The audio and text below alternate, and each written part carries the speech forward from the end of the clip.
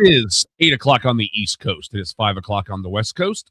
It is the 25th of February in the year of our Lord 2026, season 16, episode 33.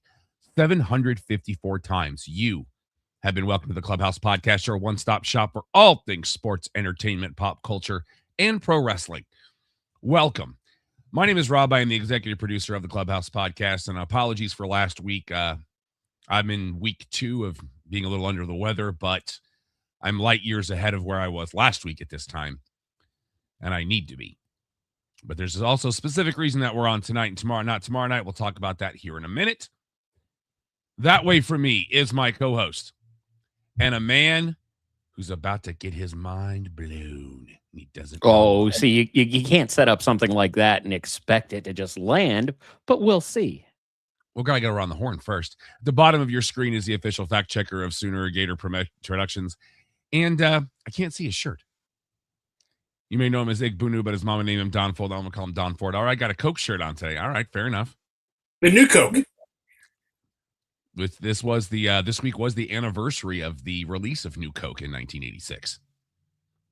So, you know, the only place that you could get that now is at the World of Coca-Cola in Atlanta. I didn't think it was that bad. I didn't.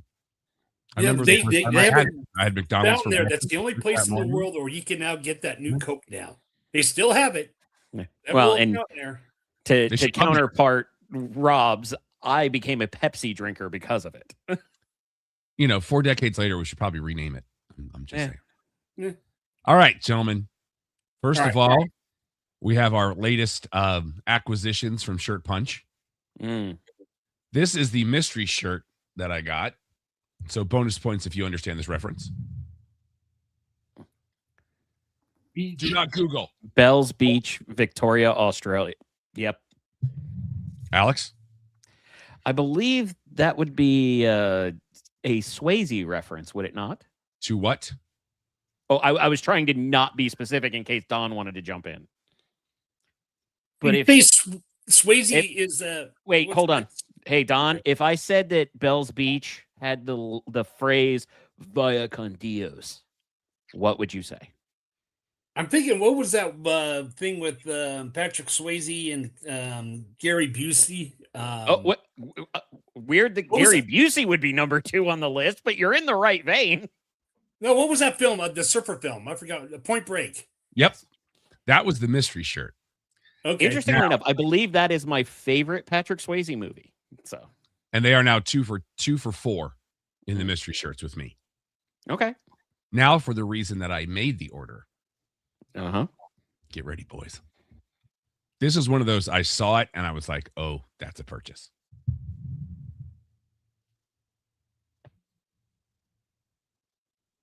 Turtle Mania.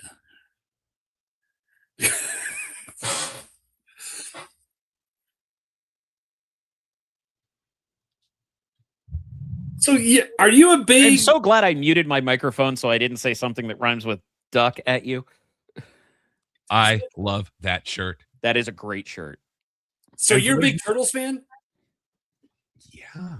I didn't know that. Honestly, I didn't.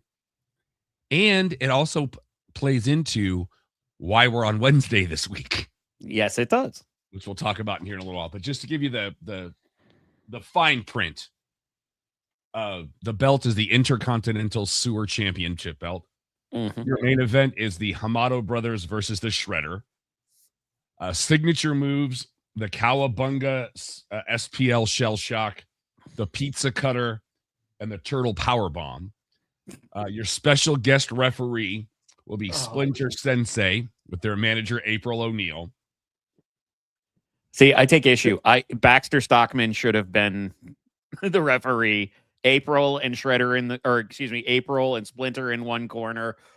And then you have Krang and Super Krang in the other corner. There is a chair. Bebop and Rocksteady. There is a chair on there. Oh, no. Now, this is the only piece I have an issue with because there's a quote that says, "Brother, let me tell you something about turtle power," that is credited to Mean Gene. That's my only issue. And then it says, live from Madison Square Garden sewers, Saturday night, the WWF World Wrestling Federation of Turtles pay-per-view event. I will be wearing it this week. Oh, yeah, you will. All right, boys, before we dive in, we missed last week. We have a couple of RIPs to do. One will be the Reverend Jesse Jackson at the age of 84. The reason I wanted to make sure we brought this one up was on the day he passed away, Wilbon told a story about him from PTI. Apparently, when Wilbon was a young man, his father lost his job, and he lived in the south side of Chicago. He was a top salesman of the company. Didn't make any sense why he'd been let go. Jesse Jackson came to his home and petitioned with his father to get his job back. So, even before saying that, respect. Yeah. That man. A guy that knew how to, number one, he knew how to laugh at himself, which was important. The guy who hosted Saturday Night Live and did a fantastic job. Ran for president twice. Wonderful orator. Whether you agree with him or disagree with him, legend. Legend.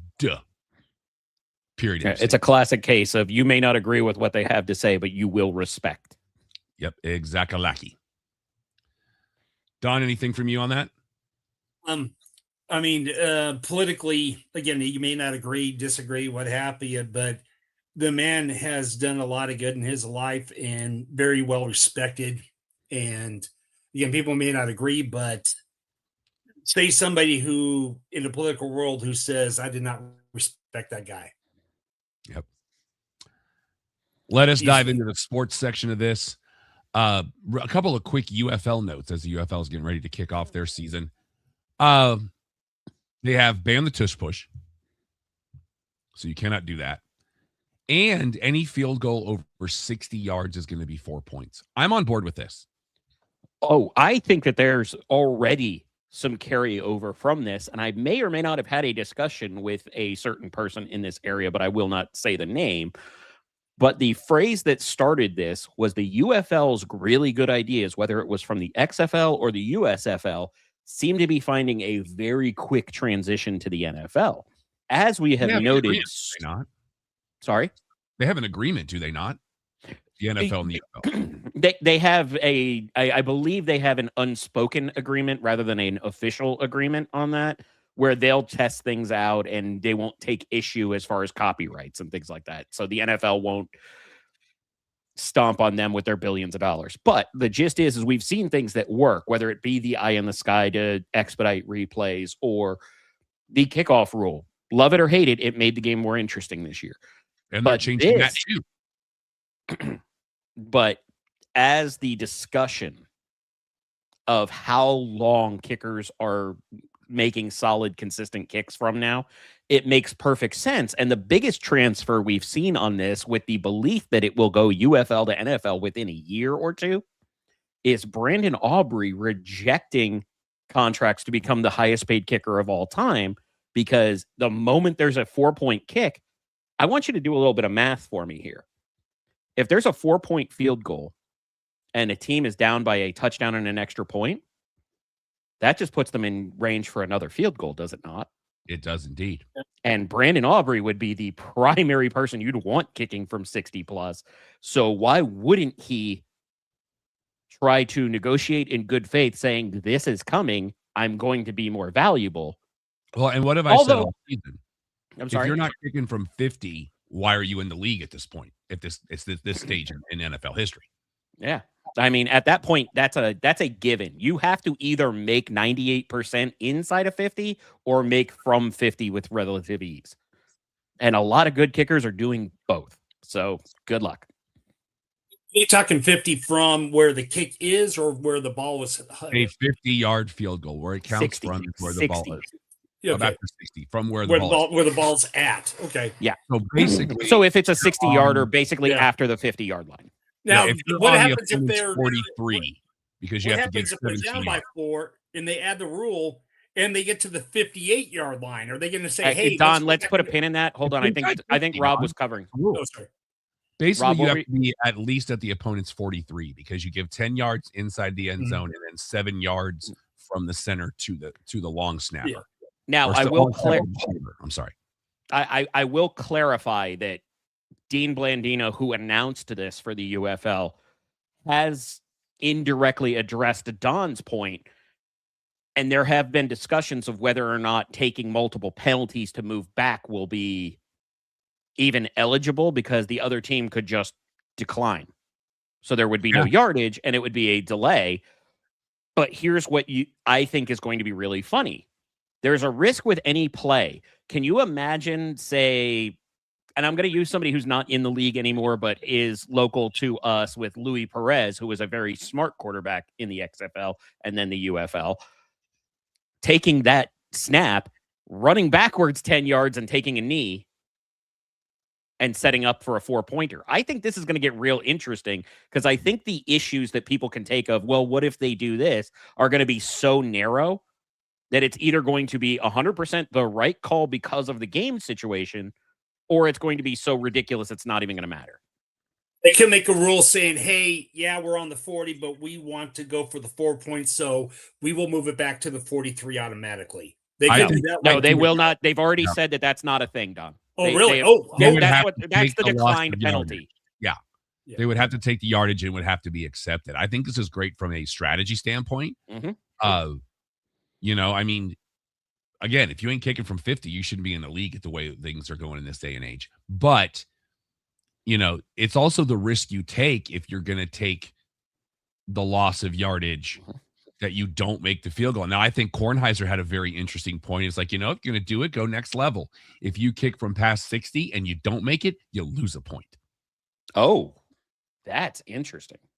I like it, because that plays into your strategy too. How solid do you think it's going to be? If you're going to use that, to me, it's the opposite of icing the kicker. I do not like icing the kicker. I've never liked icing the kicker. Even when my team does it, I don't like it. But I understand that it can be strategy. Is that in response to a combine video that came out today? No, not at all. I've always felt this way. Now, I don't like the just outright losing a point, but may I make it a little bit more complex? Sure. If the team took a negative yardage play to be in the 60-yard range, then the negative point is on the play. You follow me on that one? We'll see how it folds out. Yeah, but the video I was referring to was the Florida Gators kicker during the combine, who was, kickers doing what kickers do during a combine. They want to see him kick field goals. They want to see him kick kickoffs. That's pretty much it. So what they did, because the Florida kicker was absolutely dead center, it was really impressive. One of the coaches decided to just walk in front of him after the snap, as if he was freezing the kicker. And when he went to run off, they're like, no. You only get to warm up here. It's like it's a frozen kicker. And then he came back, nailed it right down the middle again. Kids got it. So we'll see how that unfolds.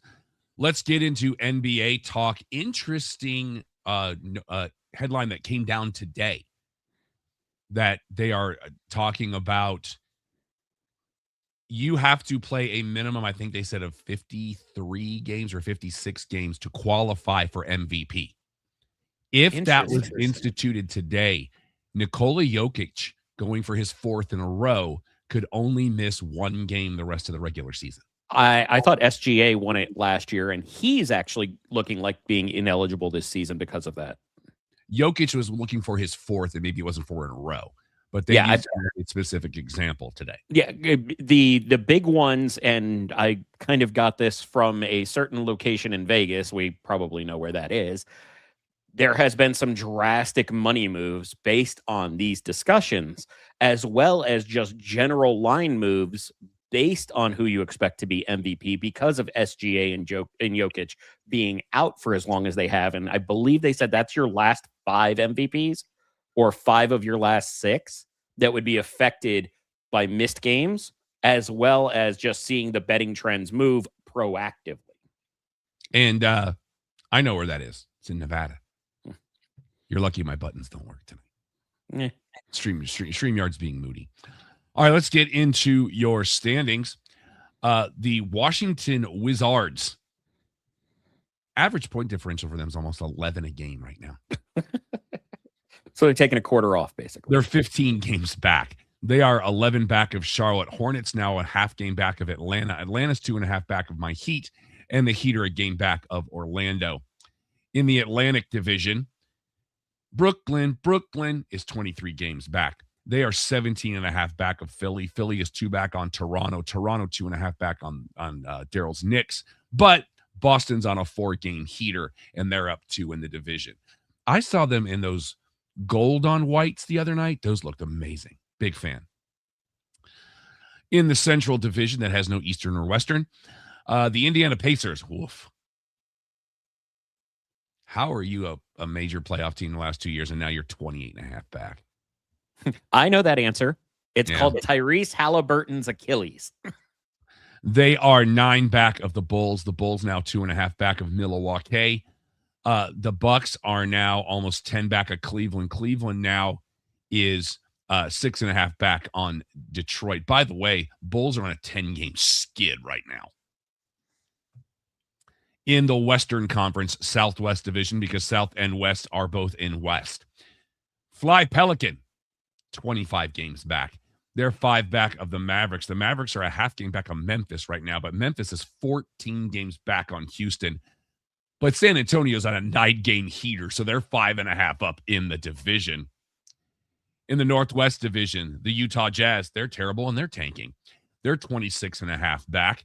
They are 9.5 back of Portland. Portland now 8 back of Minnesota. The Timberwolves, I almost said Wild, are a half back of Denver. Denver now 8.5 back on Oklahoma City. In the Pacific Division, because the Pacific is in the West, the Sacramento Kings are 22 back. They're 15 back of the Clippers. Clippers now 2.5 back of Golden State.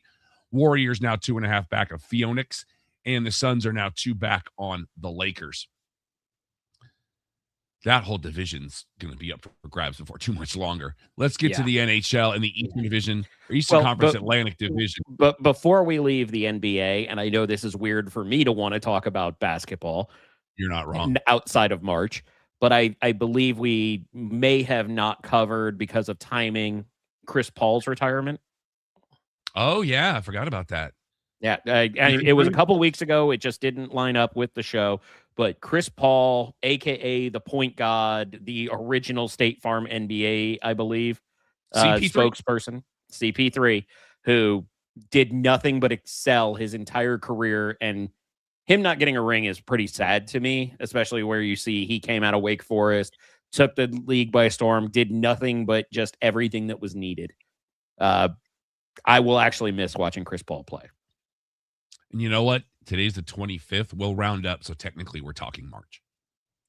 Well, I'm talking about basketball before March. That's the noteworthy thing. As I say, we're rounding up, so you're okay. Fair enough. In the NHL Atlantic Division, my Panthers, defending champions, by the way, are now 17 points back in the division. Are you kidding me? One moment, please. I need to mute for just a moment.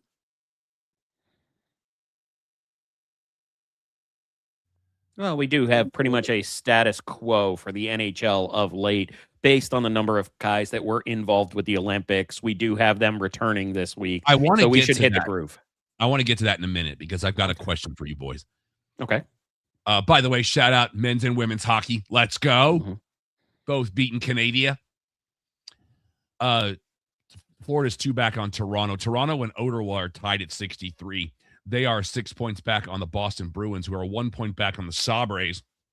The Sabres are 2 back on Detroit, who are tied for second with Montreal. Didn't come through. We got to get Don fixed up there. Okay. Yeah. And they're both 6 back on my Lightning. By the way, Lightning on a 5-game heater. Where are we going, Don? The Metropolitan Division. You can tell how much my voice is streaking when I got all excited there. Yeah. I'm working on it. I got to talk this weekend. Luckily, I don't have to sing for at least another 3 weeks. There you go. Shout out to Round Pen Cowboy Church. I love my church, and they've been really supportive of me not having been there for 2 weeks, and then I'm going to be out the next 3. So, roundpencc.com. The New York Rangers are in the basement of the Metropolitan Division. They're 8 back on Jersey. Jersey is 3 back on Philly. Philly 4 back on Washington. The Caps are tied with Columbus.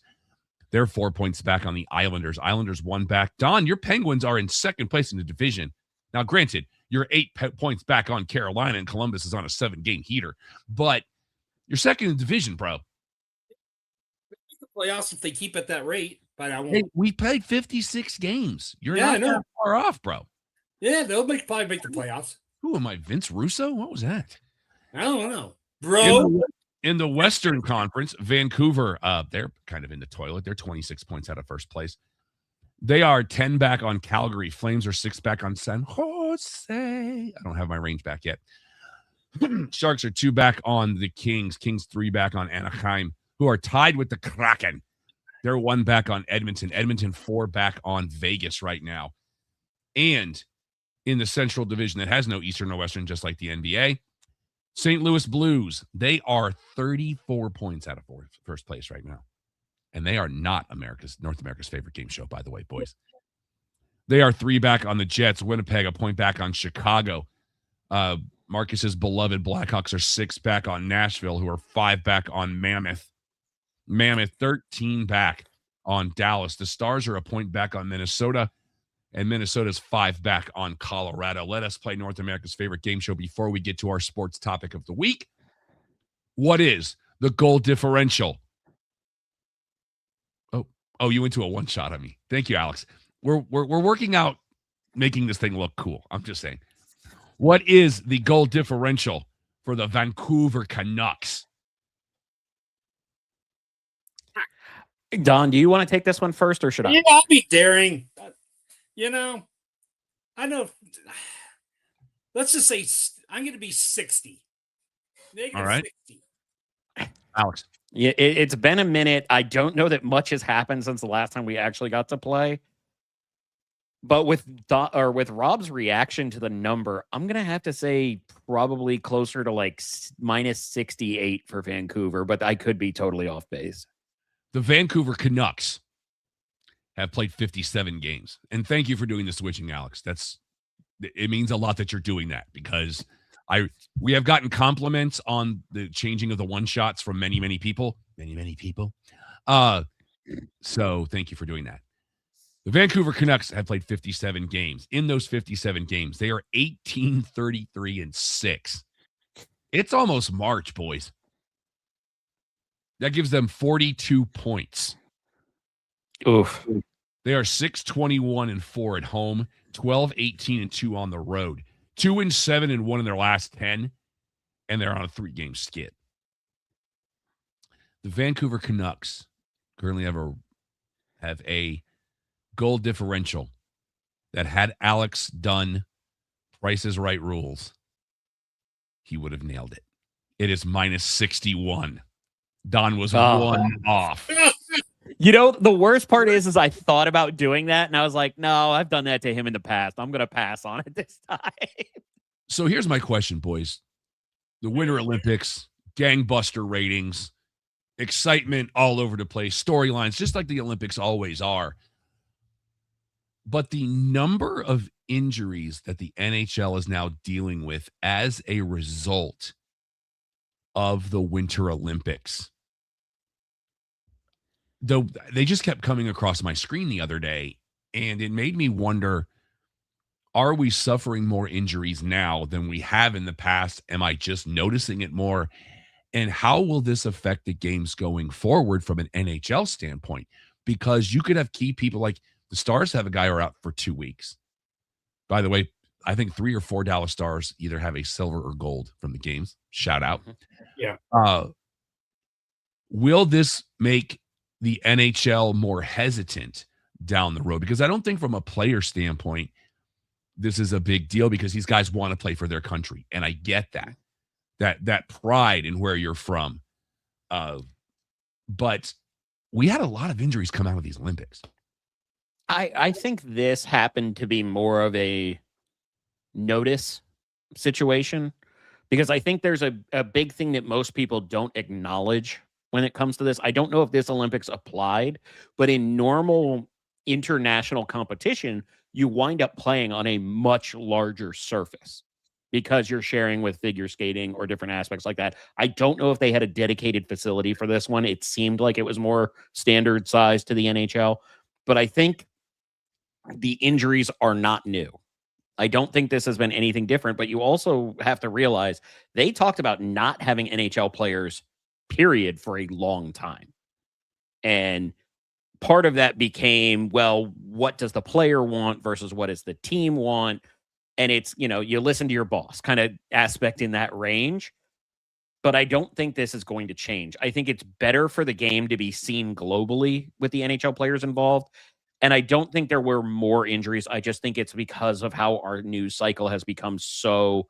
I mean, think about it. Just from 4 years ago, we have infinitely more apps, infinitely more streaming, infinitely more devices telling us what's happening. So I think we're more inundated with the updates than there is actually more. Don, what do you think? As a kid, he used to play hockey in Montana and stuff. And I remember when they won that gold in 80 and what they did at even the rink in Montana. Was our first gold since then, by the way. Yeah. They had on the same day finals against Canada in the past, and they lost that. That's when Lemieux was there and all that as one of the team players. So I'm here's the thing. Goal. Yeah, there's always going to be injuries regardless of the Olympics, and it's only once every 4 years. And you're going to have teams from around the world that are going to have injuries that aren't even in an NHL or the European League. And they just know it's part of the deal. And since it's not like it's every year, it's once every 4 years. It's for the country. Most people are going to complain. You're going to have people who are the NHL from Europe who play for their national team and stuff like that. Here's the thing, though. If let's say let's go to the just non-pros. Well, one of the reasons why in the 60s, 70s, 80s, why the Russians were so dominant is because they weren't allowed to have professional athletes at the time. But what they did is they had these people in Russia, they'd call them military people that were military, people in the military, but all they did in the military was play hockey. So they got the best people, in that kind of country at the time, the best players in the country, and said, you're going to be in the military, but your job in the military is to play hockey. So they kind of circumvented the rules. And that's why the big upset of the 1980s was such a huge thing when you had basically these professionals take on being beat by some college kids. I like the idea of the professionals in there, and especially when professionals are going back and playing for the home country, like some of the European countries and stuff like that. Let them play. If they get injured, they get injured. That's a fair point. I do want to say, if you're fans of right here at Sunset Lounge DFW, Mac Engel on the Angle a few weeks ago did a really good dive into that history of amateurs versus pros. Now, to me, when I think of that, I think more on the basketball side of it and the summer side, where we told the world, like, you don't have to stop doing this. Like, come 88, the U.S. said, stop putting your pros in, because you don't want us doing that. And then the rest of the world did in 88, which is why 92 happened. In this house, I actually have a videotape where I recorded the opening game in the 92 Olympics against, I believe it was Croatia, and they beat them by like 60. And that just started that whole thing. But make sure you're checking out the Angle as well as all the shows right here at the Sunset Lounge DFW, because he does a really good, it's about a 20 to 30 minute dive into the history of why it was supposed to be amateurs for so long and how it evolved into the professionals and some of the things that people do that are getting them into other countries to play for other countries. It's a great deep dive. So I would say check that out. We have a lot of great shows right here at the network. I listen to all of them. I don't really listen to El Maximo because I don't speak Spanish. But I want to support El Maximo because those guys are amazing people. Quick update. That first game was against Cuba, and Cuba scored 57, and a reasonable point total for an international game at the time. But the Dream Team scored 136. Oh, I thought you take that came in the Summer Olympics with soccer. You're going to have non-professionals play around the world on soccer. I'm not saying it's a bad thing. I'm just saying this was the evolution of it. I know. I like the I love it, But I also believe but every non-American sport has done this forever, has sent pros, whether it be soccer or baseball, basketball, that kind of thing. Every other country was sending pros, period. But I also believe in the showcase for guys that maybe Mhm. aren't going to make it to the show, you know. Well, But that was I one of the also big get the economy of it too. that was one of the big things with hockey early on, as well as baseball. It was always the showcase for the best college players, the best amateur players to go into the draft, because the baseball draft was always after the Olympics. Okay, fair enough. You were rolling. Timing. I was the No, one no, no. shot. I that's why I didn't do it. I knew I was at the end. Let's get into TV talk and stuff we watched this week. Alex and I have the same thing we're going to talk about. So, Don, we're going to defer to you. Any TV you watched this week? Yeah, I'm pulling up my list because there was a lot. Holy mac! Oh dear. Okay. The Banished. They had the series/season finale of that, which was basically on MGM, where the lady, her boyfriend, disappeared off the train, all that, and it gets deep diving. It ended okay. On NBC, we started watching they just premiered the first 2 episodes of the fall and rise of Reggie Dinkins, the mockumentary about the With Tracy Morgan. Yeah, And it's good. Isn't Harry Potter in that thing too? Yeah, Daniel Radcliffe. Daniel Radcliffe, yeah. He plays the director of the documentary that they're making on this guy. Basically, he's kind of like a football version of Pete Rose, who gets caught gambling, gets barred, and now he's trying to get his career back. You know, like he calls into a sports show saying he's calling to like the ESPN Live on the phone, but he thinks he called his bookie, so he's talking about gambling on the sports show live. You know, not good. So This feels an awful lot like Mr. 3000. Yeah, you could say that. Somebody go get pregnant. It was good for the first 2. I enjoyed it. I could see some potential in that. Not as good as The Office, but still decent. And then the last one, which we binged in 2 days, me and the Fantastic Faith Ford, really enjoyed, was The Burbs on Peacock. Off the original movie of the Tom Hanks film. Keke Palmer. Yeah. Yep. Yeah, very, very good on that one. Okay. We mentioned 2 days, and it's kind of like its own thing on its own. It still plays some homage and tributes and cameos to the movie from decades back, but still it was its own thing with some roots, which I really enjoyed. But very good. I really enjoyed it. I'm looking at season 2. It's real high on Rotten Tomatoes, and I can see why. Recommend it. All right. My TV Alex and I have both set the tone. Reset the tone. That's right. Was this season 5 or 6? 5. Season 5 of Shoresy is available on Hulu now. Yes, I think for the first time ever in anything Letterkenny related, I finished it before Alex did. I wonder how close that was, but yeah, I think we finished on the same day. But we finished on the same day. I just finished late, but it was incredibly well done. We could see a lot of groundwork being laid for future seasons. I'm not going to go into details because that would be spoilerish. I have a theory about where it was going to go. I thought it was cool hearing Rob's theory about where it was going to go, and I feel like this show can do no wrong. It just can't.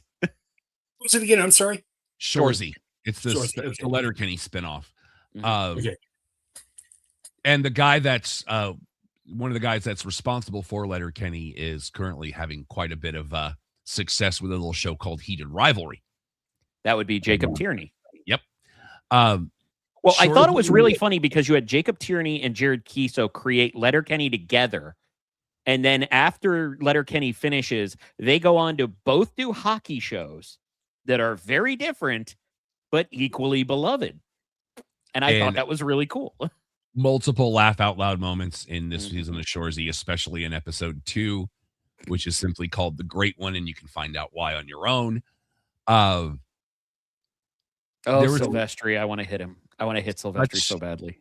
Such a great season. I'm ready for next year for season 7. 6. Is it 6? I don't do math. I loved it. Absolutely loved it. They're all 22-minute episodes. There's only 6. Mm-hmm. So they do the Euro seasons, yeah. But I still think if you're going to watch Shoresy, go back and watch Letterkenny first. Absolutely, because you have to level set who Shoresy was before you can appreciate what they do with the character. What I really, really dug is who Shoresy was but towards the end, you get to see the glimmers of who he still is. Yup. It's to the smack talk, which Hulu has actually isolated that sequence and posted With on Liam and Mace, or not Mason, with Liam and Corey. And I watched it like twice because it's not safe for work. Make sure the kids aren't in the room. Oh, it's not safe for anywhere, really. It cracks talk on a whole different level. And it's wonderful. I mean, just to dance close to it, when you land a punchline of anal Fisher Price, that's it. I fell off the couch. Oh my God. I was like, I don't know whoever did that. They're paid for the whole season. They're good. I just want to be a fly on the wall when they write this stuff. And honestly, there's a genuine part of me that wonders how much of it is written and how much of it is the banter just keeps escalating and they never stop filming. All right, boys, let's get into headlines. Apple TV Plus has announced season 2 of Stick. We'll be adding Timothy Olyphant and Judy Greer as series regulars. Oh, I like that because those characters, despite being smaller in the first season, were perfect for the narrative. I really enjoyed Stick. You put Olyphant in just about anything I'm in.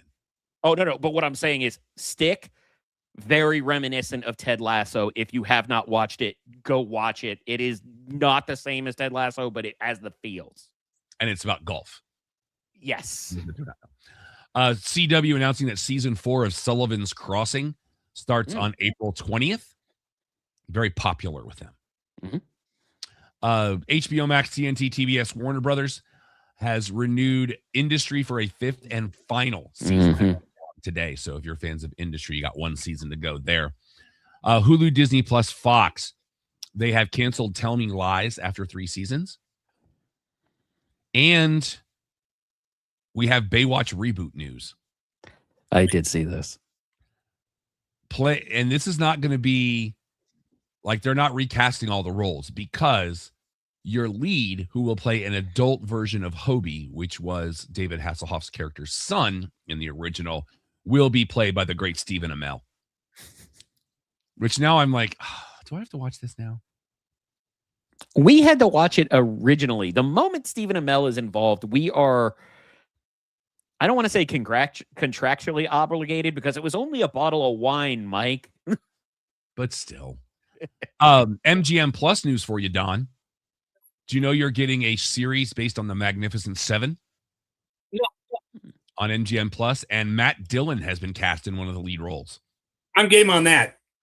I love the Magnificent Seven, which again, everything goes back to Kurosawa because it's based on Seven Samurai. Yep. I love the remake that they did with Denzel Washington a few years ago. You guys know I'm a sucker for Westerns to begin with. Solid Westerns, absolutely. So, NBC Peacock Universal is doing a series based on the movie Bride Wars from a few years ago. Emma Roberts has signed on. Because whenever there is something that gets greenlit, Emma Roberts is somehow involved until she's not. Hey, get your paycheck. That's the way I see it. Hey, I don't have any problems with it. Did you boys know that Netflix is doing a Scooby-Doo prequel series? No. It's going to deal with Daphne and Shaggy when they were younger. They meet at a summer camp and wind up involved in a mystery at the summer camp. The person that voiced Daphne in the Scoob movie that came out during the pandemic will play her in the live action, and it will be one McKenna Grace. Like her. She's good, does good work. Absolutely. And we have more because we can't have enough God of War casting news. We have more, boys. Go back to the first Deadpool movie if you remember Ed Skrein. He will play Balder. He also had a very prominent turn during Game of Thrones before leaving to do Deadpool. So he would be playing Balder. How about we just get a trailer? Show me something. I love it. They're not to that point yet. TV on DVD and Blu-ray this coming week. Season 1 of Chainsaw Man, which is an anime, which is actually a guy who has a chainsaw for a head. And it's literal. Season 3 of Strange New Worlds, which I have to watch still. And not only the final season, but you can get the complete series box set for Cobra Kai. Oh, Tuesday. Nice. I've very much enjoyed that beginning to end. And I did not think I would. And let's talk about the other shows on this fine network. Hello, it's Mike Reiner of Your Dark Companion here. Let me ask you, are you looking for something to fill the long dead air hours of your day?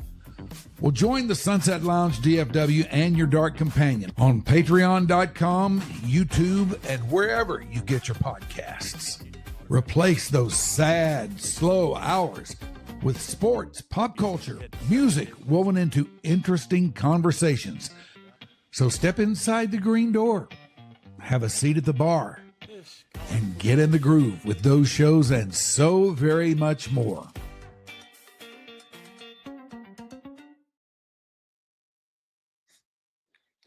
I need them to recut that because I don't like having Ziggy appear right after me. It makes me feel less pretty. Rob, I think you might be muted. Huh? I am. I was muted. I was saying, that seems to be your problem there, Diva boy. Let's get into movies talk with a couple of more rest in pieces. Robert Duvall passed away at the age of 95. Legend. I mean, what do you say about Robert Duvall that hasn't already been said? There is nothing. It's just one of those of, if you either know who Robert Duvall is or you need to go learn. That's the beginning and end of it. Tom Hagen in the most perfect film of all time, The Godfather. The way he plays in Godfather Part 2, the anguish that he has to deal with for being constantly on the razor's edge with Michael. And it's just, my God, this man, he's done it all. Well, and the interesting thing with him is you can't say that he didn't have range, but he always kind of played Robert Duvall in some form. It was definitely him. But he still disappeared in the role everywhere. Yeah. But it's fit in every role. You're absolutely right. It's amazing. And then what was yesterday, the first movie you saw him in? I'd have to go back and look through the whole thing. To me, it's always The Godfather. It just is. If I can, how many people really have iconic lines? And you got to look at We Need a Bigger Boat. This isn't, I don't think we're in Kansas anymore. There's always going to be that. I love the smell of napalm in the morning. Yeah. Apocalypse Now. Yeah. I mean, he's, iconic. No scandal, well respected. Everybody said nobody said this guy was a jerk behind the scenes, anything like that.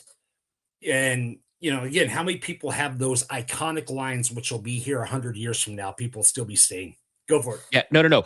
To cement Don's absolutely incredible point on that. Do you know how many minutes Robert Duvall appears in Apocalypse Now? No. 11. He appears in the movie 11 minutes, crushes the iconic line so hard, I believe he was nominated for Best Supporting Actor. And should have been. Yeah. Let me do a check on that. Thank you, Don. And the other one, Rob? And before you people at me, I'm allowed to call him Diva Boy because we can do that. We pick on family. You ain't family yet. Also yesterday, I was perusing my social media as I tend to, and Greater Austin Comic-Con put up a picture that had me in it, and I was a little confused. And because we love Greater Austin Comic-Con, hopefully coming this July, we don't have the dates just set yet. And then I clicked on the picture and found out we lost Robert Carradine at the age of 71. And the picture was the Q&A I hosted for the Revenge of the Nerds reunion. Those movies don't work without him, among other things, too. Yeah. It was the story that I will always take with me is from that show, and it doesn't even involve him directly. The night before the show, I was at the hotel, and we tend to stay for that show. We tend to stay in the same hotel as some of the guests. And as I was leaving the hotel to head out for the the Friday night. At that time, we were having a talent show that was hosted briefly, but he did make an appearance by the great James Hong.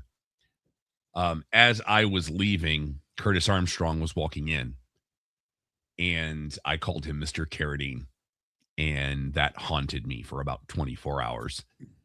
Not only from Curtis Armstrong, but also from some of the other guests, Donald Gibb being one of them, who played Ogre. And then I wasn't supposed to host that Q&A. But the person that did got sick. I had to fill in. And the way I introduced them was guys I've haunted their lives for the last 24 hours. But they were great. Enjoyed talking to them. We also talked a little bit about a show they had called King of the Nerds that was on TBS for 2 seasons that I absolutely loved. I asked them where the Throne of Games was. They did not know, but they really wanted to know. Legend. I'm honored to be able to say I got to spend some time with him on stage. The three of them, thick as thieves, even to that day, and I'm sure beyond. I was very, very honored to spend time with him. And, losing him at the age of 71, he will be sorely, sorely missed. That being said, gentlemen, let's get into stuff we watched. You always remember and everything like that. And to show how much of a class act he was, the guy who played who's the young prodigy. Sorry about that. Are you talking about Wormser in the movie? Yeah, Wormser. He protected that guy during the filming. So he would not, a lot of the adult scenes and stuff, they made sure that he was protected from it. And so when he actually got to see the film for the first time, he goes, "Oh, wow, I didn't know they filmed that scene, the Wormser kid." But that's the way he was, is he wanted to protect this young guy from any kind of thing, just to be like kind of big brother, which is really, really cool. The other thing is that the Alex's thing of Robert Duvall, he was nominated for Apocalypse Now for Best Supporting. And should have been. Yeah. I got another great story I can tell you boys off air. Okay. Q&A that I'm not telling on air. They told it, but they can tell it. I'll tell it off air. Mm-hmm. Stuff we watched this week. We didn't have any screenings this week, but I did watch a movie that came on that released on Prime Video about 2 weeks ago. There's a new one. The Bluff hits today. I'll be watching that. I watched Relationship Goals with Michelle Williams, formerly of was that Michelle Williams? No, formerly of Destiny's Child. Why am I drawing a blank? Are you talking about Kelly Rowland? Kelly Rowland from Destiny's Child and Method Man. Yep. Let me say this about this film. Because when we pitched this film a couple of weeks ago, the IMDb summary was very vague. Still is.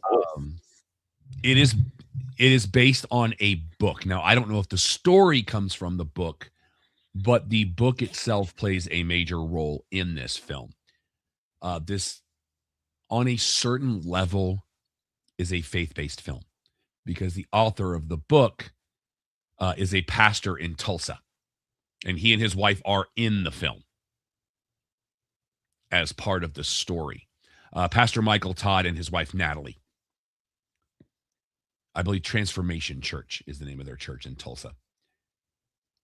Kelly Rowland and Method Man are vying for the same job. She currently is up for the job as the showrunner of a morning show. He comes in as another candidate for the job. They dated at one point, end up having to produce together, and I think we all know where it goes from there.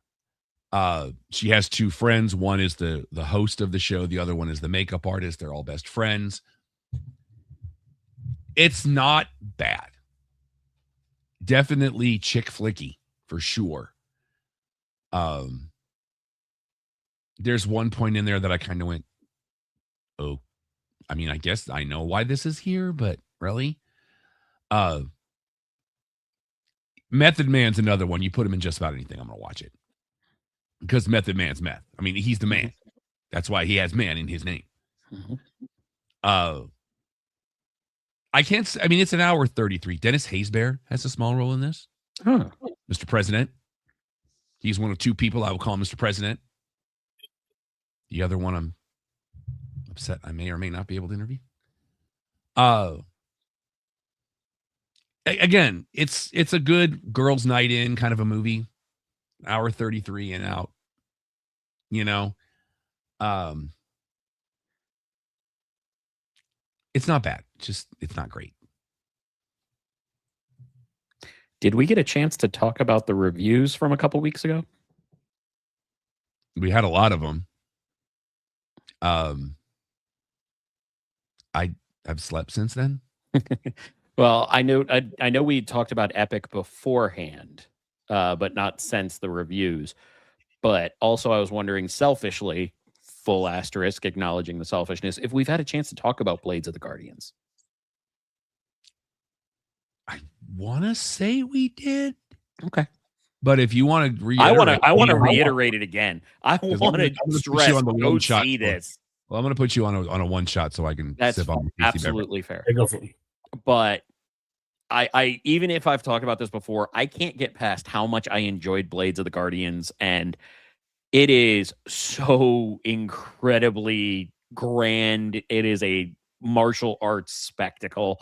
It is getting a run in theaters currently, so if you do have the opportunity to see this in a large format, it is really impressive how this movie does everything from phenomenal acting to ridiculously funny to intense action.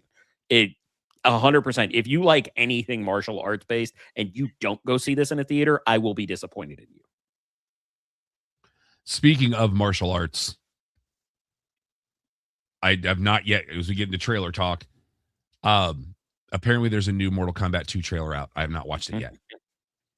So I'm ready for May. It's going to be awesome. I think the new trailer might hit you a certain way, Rob. I'm just going to give you a heads up there. I ran out of time today before I could watch it. So I'll tell you off air if you want to know. No, I want to see it. I have every intention of watching it. Don, anything from you? One we just watched the other night was on HBO or HBO Max. It's going to be streaming on the network. Dead of Winter with Emma Thompson. Kind of in the woods in the winter of Minnesota. See something she shouldn't have. Kind of that survival kind of thing. Wasn't bad. The second one was Good Fortune, the Keanu Reeves where he plays the. Oh, what did you think of that? I like the premise and everything. There's some good points into it. I loved how some people the attitudes you could see. And it had that good backstory, the good solid core plot of everything. It had its good moments. I liked it. It's not gonna make my top 10, but it's a good flick. Well, it's not gonna make the top 10 because it's last year. Yeah, okay, but even if it was this year, well, I saw it this year, but even if it was released, saw it.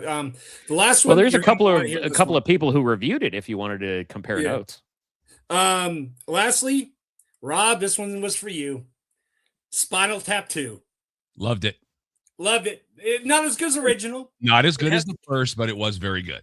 Yeah, there's a lot of points, and all I can say is cameos. Don't say much because Alex still hasn't watched the first one. He has to come over here so we can watch the first one. Yeah, but it's on the list with heat. It's not just part one continued. It's like it's separate child, but it has a core base. Right. There's still it's a sequel. Yeah, very good. I enjoyed it. Our friends at Alamo Draft House are starting something tomorrow night. For those of you that may not be aware, Gorillaz has a new album releasing this week. It is called The Mountain. Tomorrow night at your local Alamo, they're doing an album release party with a 20-minute video presentation. Then, starting tomorrow night and for the next 3 Thursdays after that, each member of Gorillaz is picking a movie that they want shown at the Alamo. That's cool. So tomorrow night, 2D's pick is Perfect Days. March 5th, Russell has picked Sweet Charity. March 12th, Murdoch has picked Bad Santa. And March 19th, Noodle has picked Britannia Hospital. So I love that. I love that we're associating it to the cartoons. Well, that's what it is. That's gorillas. That's what I'm going with. Yeah. Hold on one second, please. So are we calling this the Feel Good Incorporated partnership with Alamo? I'm here for it. I love gorillas. With a Z. I do too. Just a couple of quick movie headlines. We have Amy Rose cast for Sonic the Hedgehog 4. Will be voiced by one Kristen Bell. Okay. And Sony is going to reboot the Spider-Verse again. Of course they are. Write the check, Sony. Just get write the check, Marvel. Yeah, write the check, Disney. Sony, just tell them what the check is. Still need to find Across the Spider-Verse on 4K. I'm having a lot of difficulty getting that movie trading. Do you have another casting news? By chance? Go ahead. That's what I was trying to transition with when I mentioned Heat being on the list, because now attached to Heat 2, starring opposite Leonardo DiCaprio, is Christian Bale. All right. How do you feel about that fitting? I'm here for it. I just need to know what they're doing with it. No idea. Like I said, I'm the only one that hasn't seen the first one, so. Well, and I would tell you don't do a lot of digging because I really want you to go and it's cold as possible. No, I have avoided everything like it's dead. I mean, I'm good because Michael Mann's involved. Mm-hmm. So, and I'm one of the people that really liked what he did with the Miami Vice movie because it was his baby. I loved it, yeah. So just that line where Colin Farrell says, or this place is going to look like a Jackson Pollock painting. I was like, oh, it just got real. I often wonder if living in South Florida, it's a prerequisite that we enjoyed the Miami Vice movie. It's possible. Yeah. But I have the soundtrack. I enjoyed it very much. That would be one I think I would like on 4K. Yeah, that should be a good one. I bet that looks gorgeous. And you know what? With 4K, with an audio field based on a number of those scenes. Oh, yeah. Plus, selfishly, non-points version of In the Air Tonight. Awesome. In theaters on Friday. I was going to say tomorrow, but it's Wednesday. I don't know. We have something hitting theaters tomorrow. A 21 Pilots music production hitting theaters tomorrow called More Than We Ever Imagined. We have Bring the Law. A disgraced LA cop is chosen to lead a task force against a local crime syndicate and uncovers a conspiracy of corruption in his own department. Brendan Fair is in this. Danielle Harris is in this. Nikki Whelan, Mickey Rourke, Peter Fasinelli. Those are all the names I recognize. Also this week, we have Dreams. Yeah, that is not it's not a documentary about Fleetwood Mac, just so you know. This is a drama romance thriller night. A powerful American socialite and undocumented Mexican ballet dancer begin a dangerous affair. This is Jessica Chastain. I've seen the trailer for this. Looks very intense. Rupert Friend is in this. Isaac Hernandez. If there's anybody else I recognize. Not off the bat. This thing's had trailers for a while. So it's finally hitting theaters this week. Epic has its wide release. As you can tell, Alex and I did review that at our website. I don't have the button to make the noise. Also this week, a movie called Pillion, Pillion. I will advise you, if you have any kind of things that offend you, this movie is not for you. You can do your own research. Scream 7 hitting theaters this weekend. Popcorn buckets are out there, kids. So go see that. Disney Plus has In the Blink of an Eye. This is a multi-storied, intertwining kind of a film. And Prime Video, we talked about The Bluff earlier. I'm going to try to watch that this week. And a documentary about Paul McCartney called Man on the Run will hit on Friday. So I'll be watching that as well. Movies on DVD and Blu-ray this week. Ella McKay, which was out in December, which, I mean, I kind of want to see it. It's got Jamie Lee Curtis in it. It's got Woody Harrelson in it. Hamnet, which all three of us have seen and loved. Merrily We Roll Along. This was Daniel Radcliffe revisiting a stage production that he was in. That was in theaters in December. The Running Man. The new Running Man is going to get a steelbook this week. Zootopia 2, which I need to watch. We're getting a collector's edition steel case Blu-ray of the original Faces of Death. And if you are a Gen Xer, I'm with Alex on this. Yeah. Also, the 10th anniversary of Kung Fu Panda 3. 4K, and all the others will be available in a 4-pack. Oh, I love these movies. I love them. I love them. I love them. The 1978 version of Piranha gets a 4K steelbook. And all the Pink Panther movies. Is that the James Cameron Piranha? Or was that another one? I think that was the original that he was involved in, yeah. Okay. In 78, when he was he worked a lot with Roger Corman around his early. Yeah, that's true. And all the Pink Panther movies are getting 4K releases, and Return of the Pink Panther is the latest. I love the OG Pink Panther. I didn't see the Steve Martin one because it seemed a little weird to me. All right, boys, real quick, we want to talk about pain, anxiety, sleepless nights. Dealing with a lot of that myself currently. But what if you could free yourself of that and do it naturally? Well, one of our big sponsors right here at Sunset Lounge DFW, the CBD House of Healing, is here to help you in those categories. It's a women-owned business. It's a boutique that specializes in only products made from their lab, right there in-house, so it meets their highest of quality and purity standards. Summer Hansen, who is said owner, she is a registered nurse. Her mission is to build trusted relationships through education. You're not just going into a place and they're just going to be like, here, dude.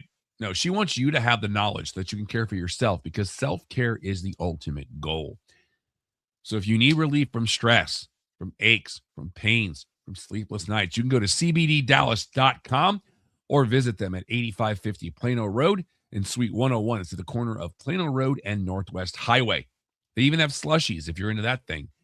So find the healing you need at CBD House of Healing. And now, this.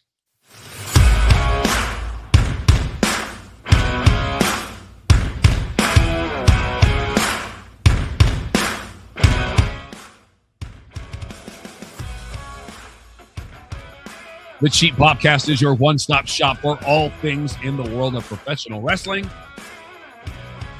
Not a ton to talk about tonight from the pro wrestling standpoint, but we got some things. First of all, I'm kind of interested in this first headline, boys. Paul Walter Hauser, favorite of all three of us, he says he's playing Mick Foley in a biopic limited series. He said he is attached, but nobody quite knows what it is at this time, so they don't know if Mick is an auxiliary character or the primary character. But Paul Walter Hauser said he believes he can announce it now that he is playing Mick in a project. He did not go into details beyond that. Also, want to send a quick shout out to our friend DJ Tricky Kid, Roy Turner, who's been doing some great work at the announce table for Texas Style Wrestling. Oh, TSW, nice. In NWA territory. So make sure you're tuning in to CW33 on Saturday nights. I DVR it because I got to get up early on Sundays. But Roy's been on the last 2 weeks. Big fan of that dude.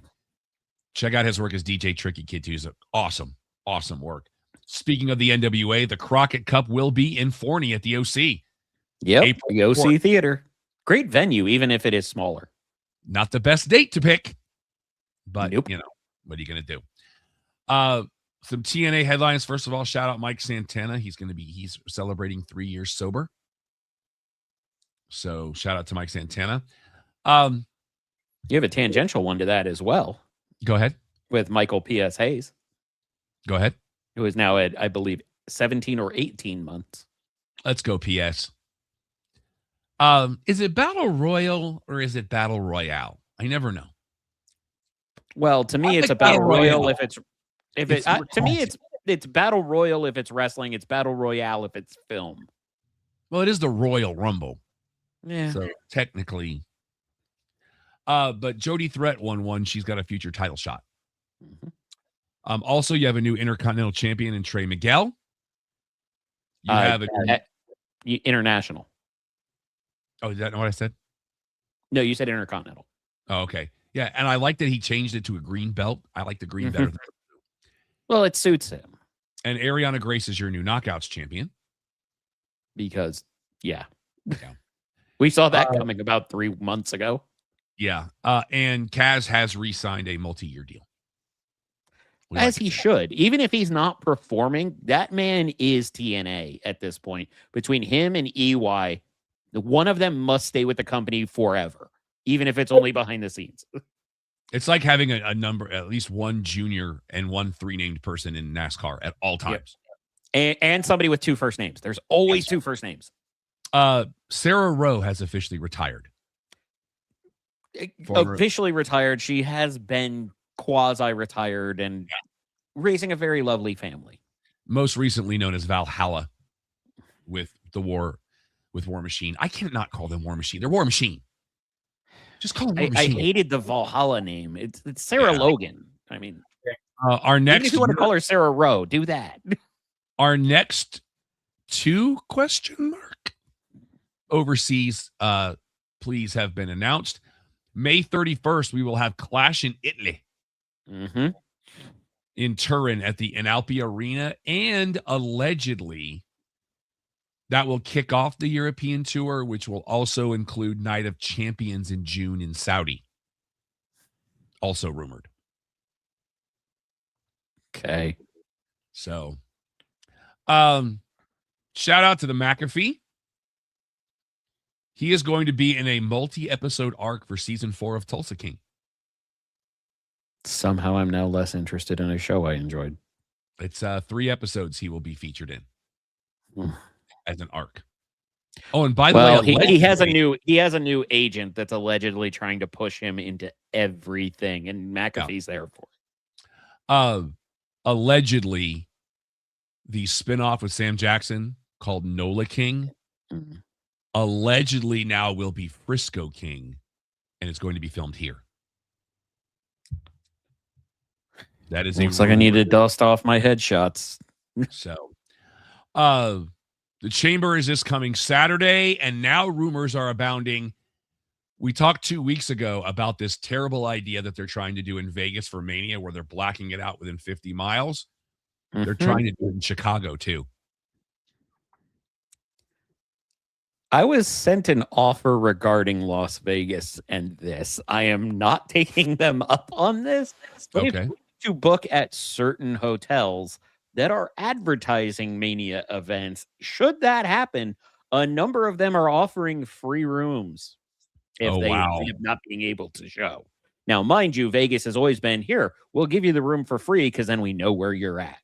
But that has been sent by at least 2 different locations to me. It's going to be a thing. And as we know, our friends at Cosm will be showing the Chamber.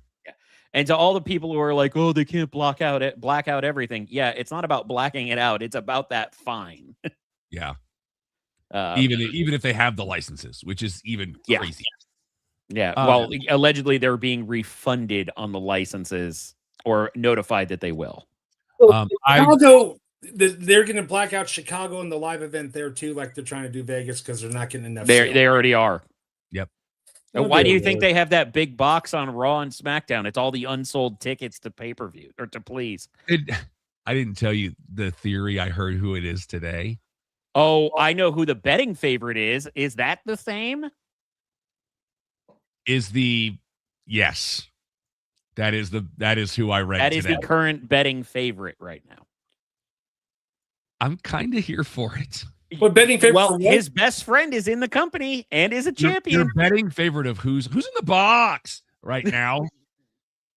The delivery is going to be very nice and very evil, and we'll leave it at that. That is the rumor. No. I love him. I'm here for it. I love him, but I like how Don's anger has created an echo.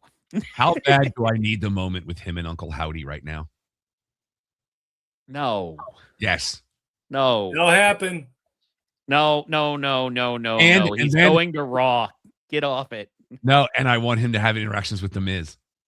See, what I want is I want him to come out during the title match, curse JD McDonough, and suddenly his giant head is too heavy for him to stay standing up. Poor JD McDonough. You know I love Jordan. You know I love that man. I'm going to make I- fun of him. Again, we can make fun of our friends. Yeah. Or even better, he does it to Dominic and the mustache disappears. That would, or just falls off on live television. Absolutely. Bianca Belair is having surgery on one of her fingers. That's where she's at currently. I And believe apparently- she had successful surgery from the third opinion doctor, if that is what she reported, I believe. We had That's an good Apollo outfit. Crews sighting on SmackDown. Well, how long is Bianca gonna be out for? Did they say after Mania or? So it's going to be a while because it's directly in the knuckle and has affected nerves. Oh, really? So that was allegedly there was some disagreements from multiple doctors about them not being able to find what she was describing. This most recent doctor was able to locate it, I believe, on a CT scan for what the bothering part was, which led to the surgery. Depending on how she heals, it could be, up to 3 to 5 months. It could be in 6 weeks. We don't know at this point. It's going to be all up to the healing. Did you boys notice something about the mat on SmackDown Friday night? Well, I it's noticed Tommy multiple Pickford. things. Who your main sponsor on the mat was? Was it? I saw Saudi, but I don't remember who else it was. Was it not Riyadh season? What was it? Mad Dog 2020, baby. Oh, Wow, flashback and a half. I saw that and I was like, A, that is still a thing. And Oh. B, they had center mat on SmackDown money. And it was bigger than life. That logo was not getting blocked by anything. Can we pause for a second, though? That wasn't center mat money. That was sci-fi center mat money. I'm going to be watching Friday night to see if it's still there.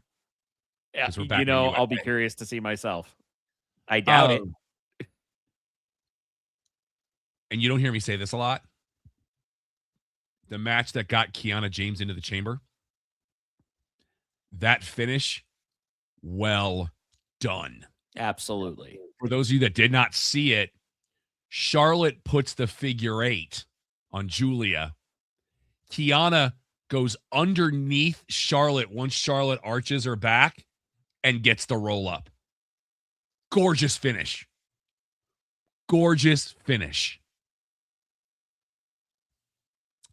Raw, as we saw on Monday night, Xavier Woods is out with a shoulder injury. That is legit. So we don't know when he'll be coming back. And Alex, after I talked to you yesterday, I did get one commercial skip of all Raw. Oh, And okay. it was right before the CM Punk promo. But I had to watch commercials with everything else. Come on, Netflix, let's get it together. And we couldn't get Little Yachty a more recent t-shirt. Clarifying, it was Naya, not Julia. Oh, is it In not? the- Okay. We couldn't get Little Yachty a more recent t-shirt than one that has WWF on it. They wear their own stuff. It's their I'm call. saying.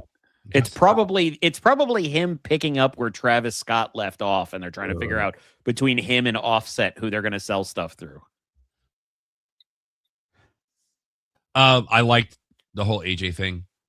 Loved it. Yeah. Loved I everything about cried.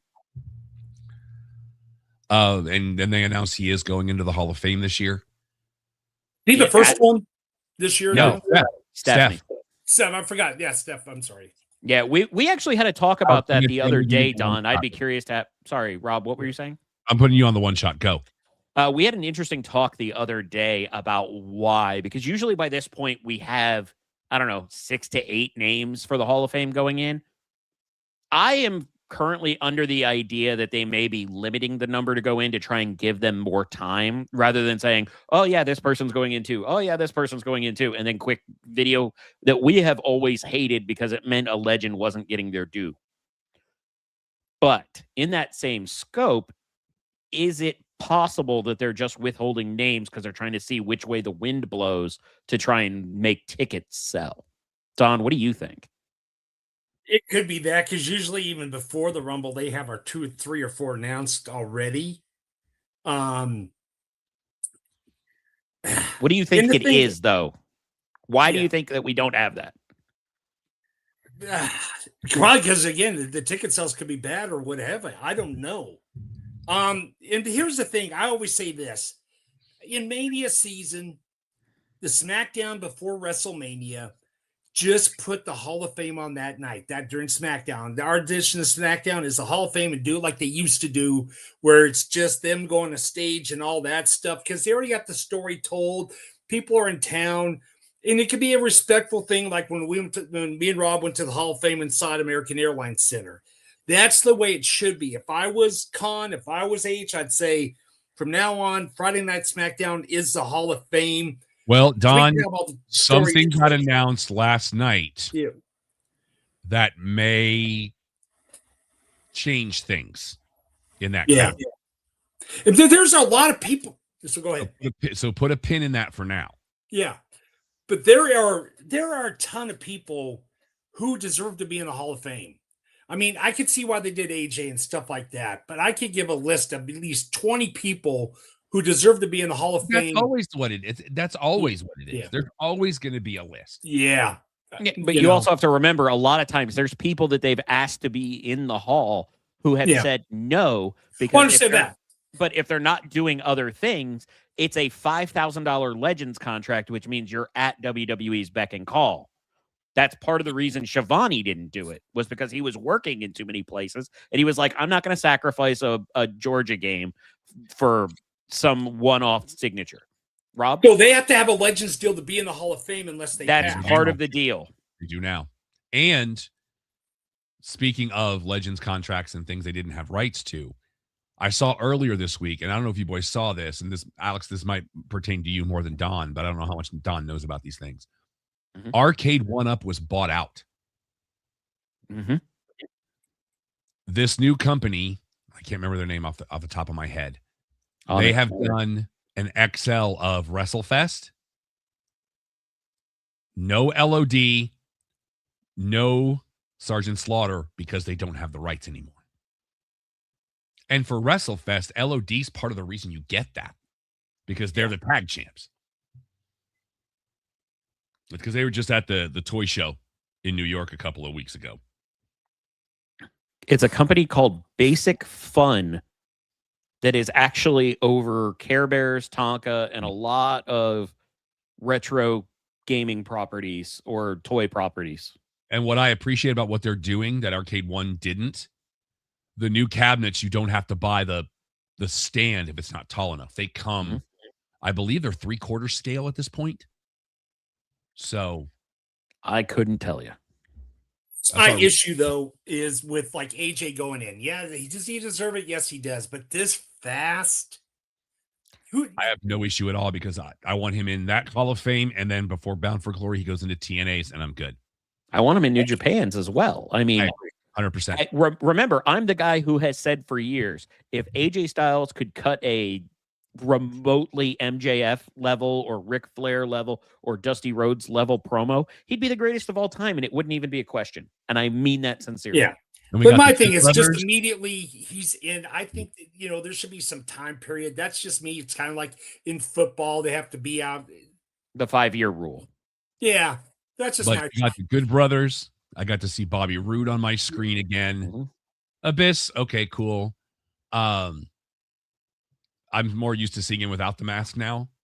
You mean you're more used to seeing Joe? Oh, by the way, one other thing I did on TV, I watched the season of Unreal, the new one of the WWE. The second one with R-Truth and his story was cool. I will say that was worth watching.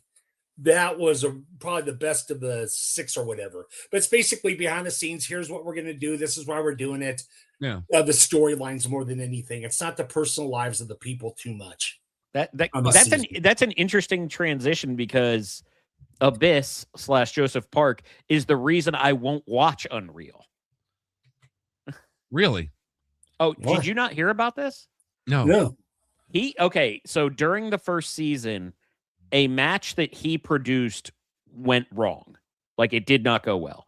Yeah. And he got eviscerated to the point of thinking he was about to be fired.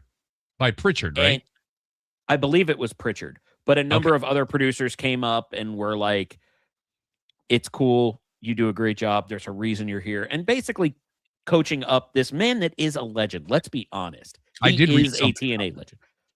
Allegedly, part of the playing up of Pritchard's attitude was for Unreal. And I don't like the idea of playing with somebody's emotions on whether or not they're going to have an income just because you're doing a TV show. Yeah, If it's part of the story and everybody's involved, fine. That's wrestling. Yeah. But when you're going to be you don't have the board, I'm not going to say it. Yeah, But when you're going to be that way for the sake of entertainment, but not have them involved, He was in the better like this. Eat a big bag of Richards, Bruce Pritchard. He was in it this season, not a lot, but still, Park was in. Put in a decent light. And there was that Becky match at WrestleMania with all the flops, the hardcore, and it kind of went behind the scenes and how he really kind of handled the thing after the backlash, So it wasn't too bad on this one. You could say like the first season on Abyss. So. All right, real quick, NXT, Jada Parker is out with a neck injury, even though she showed up last night. Now, Don, earlier you talked about the Hall of Fame.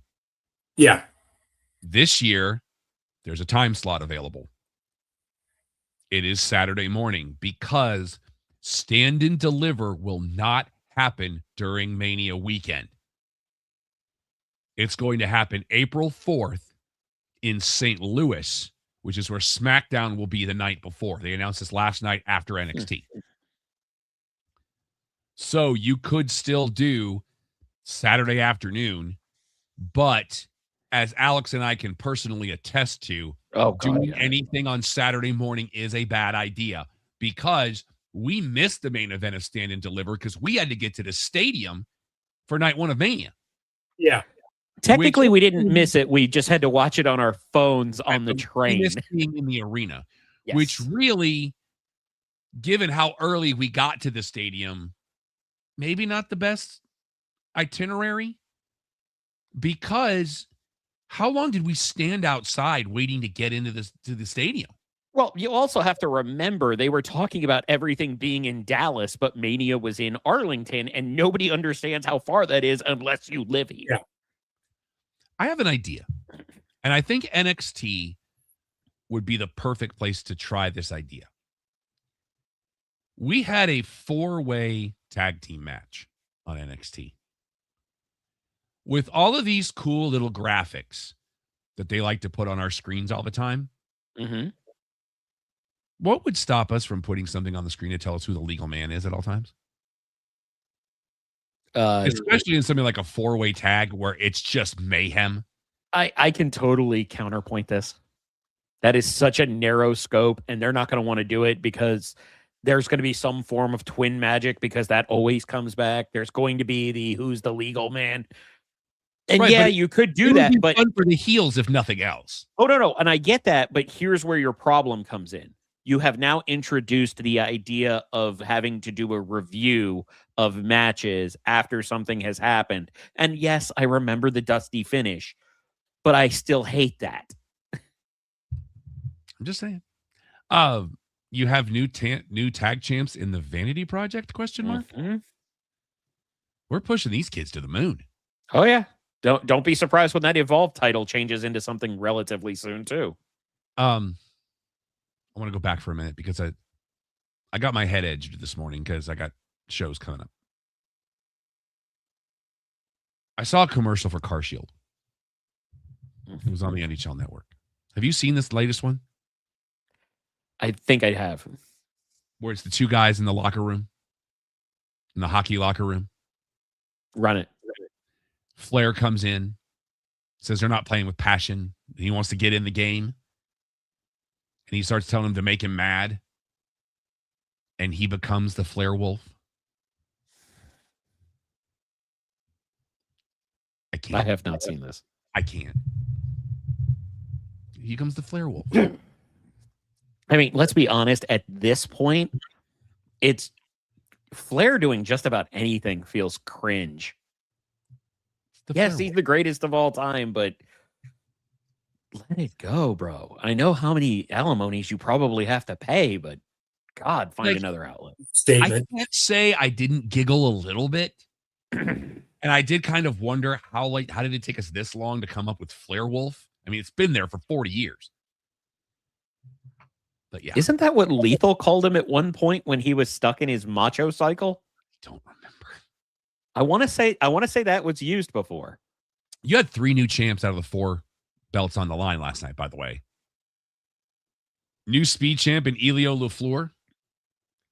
And new North American champ in Miles Bourne. And my question is... That's the one I'm disappointed in. Here's my question. Go look at Miles Bourne's new logo. Why does that look like MLW to me? I need to look at this.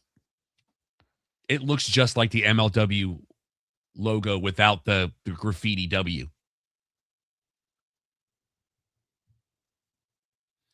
While Alex is doing that, let's get into AEW talk because we're running short on time. Grand Slam Australia happened. Oh my God, it is. Yeah. It absolutely is. That's confusingly similar cease and desist territory. That's what I'm saying. Yeah. The inspiration showed up at House Rules. And there's been a lot of talk online about a lack of merch during Grand Slam Australia. I think that might have had something to do with shipping. Yeah, probably. Revolution will be going head-to-head with the Academy Awards. That's an interesting one. And Don, get ready. Yeah. All in London, set for August 30th at Wembley. It is August 30th now. Okay. They officially said it. You were the first person I thought of. So, Collision, during March Madness, Collision is going to be split in 2 again over Saturday and Sunday. Dig it. Slam Dunk Saturday, Slam Dunk Sunday again. Much like this show will be next week. We'll talk about it in a minute. Yep. And I've said this before, I'm going to say it again. I do not dig titles from other promotions being defended. I appreciate that Claudio Castagnoli defended the CMLL title. I appreciate it. I respect it. But I don't like it. Defend on your show. Have you seen the bit with Yota Tsuji in New Japan? I have not. So he is currently holding 2 different titles. But your world title, which he's bringing back V4 of the IWGP, so thank God, will only be defended at New Japan. And only defended in Japan. Any title defense that is outside of Japan goes to the other belt. I'm here for that. I kind of dig it, even though it is a New Japan belt, but it's the, oh my God, why am I drawing a blank on what they call it now? Used to be the Intercontinental. Now they have a dumb name for it. Anyways, but it's their secondary title. He's holding both, but anything that's defended outside of Japan is that title instead. Are we using the Texas Death Match too much? Yes. Because we're doing it again? Yes. Well, there was actually, remember, there's a segment tonight that apparently the Texas Death isn't necessarily locked in, but there's a stipulation decided, and I know it's already happened by coin flip, but I do not know what the result was, if it's still Texas Death or something else. I'll be watching that later tonight, maybe tomorrow morning. Swerve snapped. Yep. So we got that going for us. Interesting news for you, Alex, one of your favorites. And I don't say this facetiously. Okay. March 27th, we're doing another Global Wars. Oh, I know exactly what you're talking about because it's already been sent to me 12 times. Ring of Honor and Maple Leaf Wrestling. Mauro Ranallo back at the table. Yup. I don't know who's going to air that, though. Is Ring of Honor going to show that as Honor Club? Or is that? I think it'll be on Honor Club. Okay. And they are doing a taping next week at the WJCT Studios in Jacksonville, which if that goes well, may be a permanent home for Ring of Honor, and they will not tape on Wednesdays. Interesting. So maybe we'll go back to, and maybe this is what I've been talking about this entire time. Let Ring of Honor be its own thing. Air it on Saturday nights. I'm okay with that. Move Collision somewhere else, or just do away with Collision. Do a 6:05. Let's do it. I want to make a silly request. Delete into Collision. Do that at 6:05 Eastern. I want to do a silly request. Those are letters for a broadcasting studio. That is correct. Make ROH pick up where NWA left the retro feel behind. Give us the old school studio. Yep, let's do it. You know what? Somebody call Dockin. Let's do it.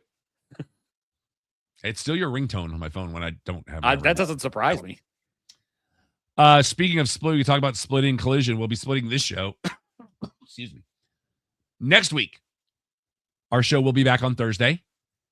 We will only we'll be wrestling intensive next Thursday night because the following Sunday, March the 8th, we will be live with the rest of our show at Retro Expo at the Plano Center right off of Spring Creek and Central.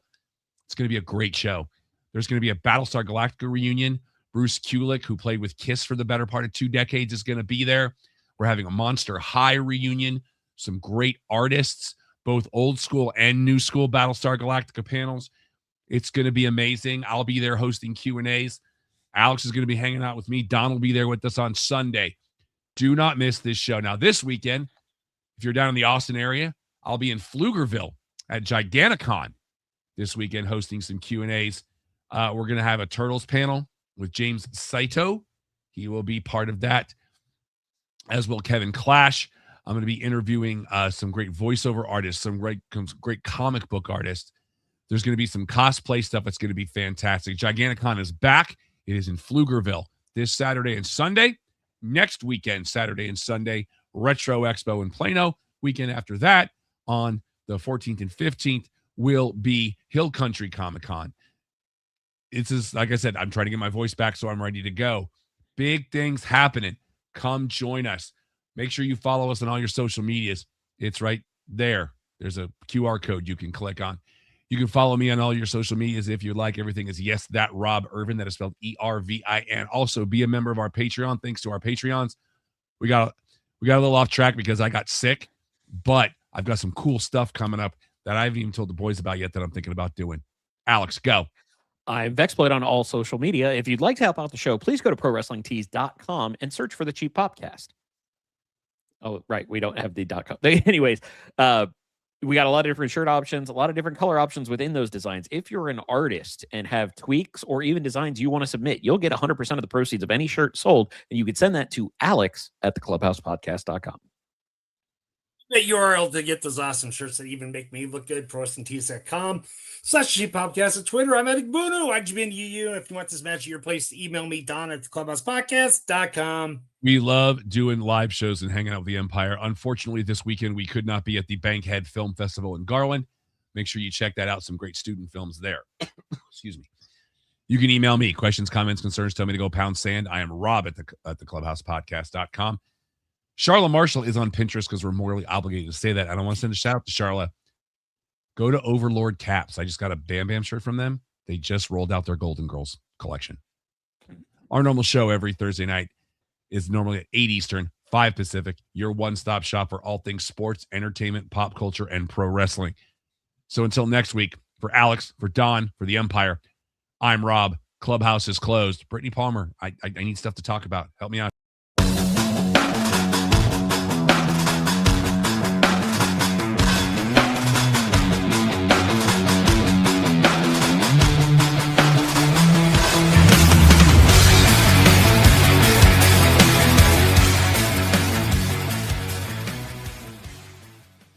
This is a Stolen Water Media production.